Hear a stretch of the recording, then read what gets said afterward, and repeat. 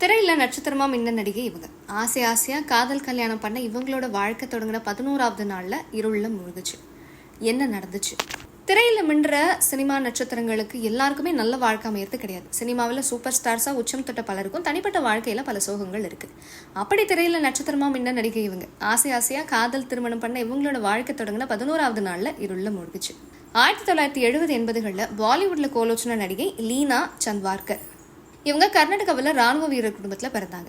1968 release ஆன maca மீத் அப்படின்ற படம் மூலமா லீனா நடிகை அறிமுகமானாங்க. அந்த படத்துல சூப்பர் ஸ்டார் நடிகராக கொண்டாடப்பட்ட வினோத் கண்ணா ஹீரோவா நடிச்சிருப்பார். படமும் சூப்பர் டூப்பர் ஹிட் ஆச்சு. இதனால லீனாவோட கிராஃப் ரொம்ப உயரத்துக்கு போச்சு. ஒரு கட்டத்துல பாலிவுட் சினிமாவோட முன்னணி நடிகர்களான ராஜேஷ் கண்ணா, திலீப் குமார் இவங்களோட நடிச்சு ஓவர் நைட்ல முன்னணி ஹீரோயினா மாறினாங்க. ஹீரோயினா சினிமாவில் உச்சத்துல இருந்த சமயத்துல லீனாவுக்கு சித்தார்த் அப்படிங்கிறவரோட பழக்கம் ஏற்பட்டது. பழக்கம் நாளடைவில் காதலா மாறிச்சு. காதல் கல்யாணத்துல முடிஞ்சுது. கல்யாணம் முடிஞ்சப்போ லீனாவுக்கு வெறும் வயசு 24 தான்.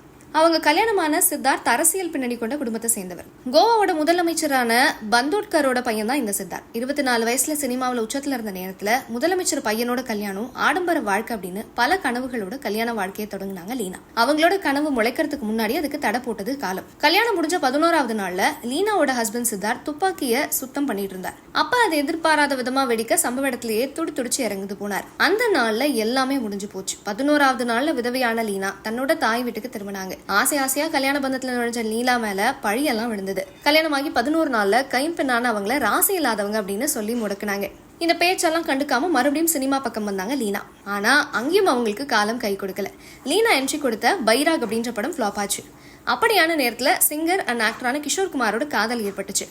கிஷோர் குமாரை பொறுத்த வரைக்கும் அவர் லீனாவிடம் 20 வயசு பெரியவர். 3 டைம் டிவோர்ஸ் ஆனவர். அவரோட கல்யாணத்துக்கு வீட்டுல எதிர்ப்பு தெரிவிச்சாங்க. எதிர்ப்பை மீறி 2 பேரும் கல்யாணம் பண்ணிக்கிட்டாங்க. இந்த கல்யாணமும் அவங்களுக்கு நீடிக்கல. 7 வருஷம் கிஷோர் குமாரோட வாழ்ந்த லீனா ஒரு குழந்தையும் பெற்றுக்கிட்டாங்க. ஆனா கிஷோர் குமார் 1987 இறந்து போக தன்னோட 37வது வயசுல லீனா மறுபடியும் விதவையானாங்க.